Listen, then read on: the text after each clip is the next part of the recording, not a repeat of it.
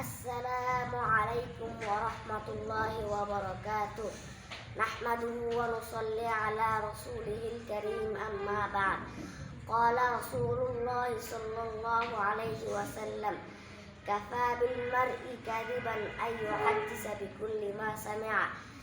আজ আমি আপনাদের সামনে মিথ্যার কুফর সম্পর্কে কিছু কথা বলবো। মিথ্যা আরবিতে এটাকে কি বলা হয়? মিথ্যার বিপরীত সত্য। সত্য আলো আর মিথ্যা অন্ধকার।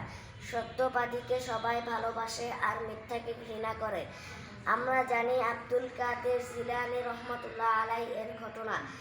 ইলম শিক্ষার উদ্দেশ্যে সুদূর বাগদাদের সফরে রওনা হওয়ার সময় মা উপদেশ দিয়েছিলেন, হাজারো বিপদে পড়লেও মিথ্যা বলবে না।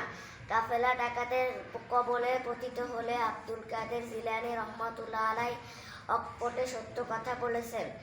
ডাকাত দল তার সত্যবাদিতায় মুগ্ধ হয়ে নিজেদের অন্যায় পথ থেকে ফিরে আসেন। সুবহানাল্লাহ। সহিহ বুখারী 33 নং হাদিসে রাসূল সাল্লাল্লাহু আলাইহি ওয়াসাল্লাম বলেন, মুনাফিকের 3টি নিদর্শনের একটি হলো মিথ্যা বলা ও পরন্ত শোনা কথা বলে বেড়ানোকে রাসূল সাল্লাল্লাহু আলাইহি ওয়াসাল্লাম মিথ্যার সাথে তুলনা করেছেন। সহিহ মুসলিমের 7 নং হাদিসে বলা হয়েছে, কাফা বিল মারই কাযিবান আন ইউহাদ্দিসা বিকুল্লি মা সামি'a।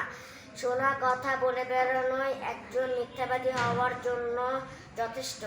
এজন্য আসুন আমরা মিথ্যা বর্জন করে এবং সত্যকে আঁকড়ে ধরি। আল্লাহ তাআলা আমাদেরকে মিথ্যা বলা থেকে হেফাজত করুন।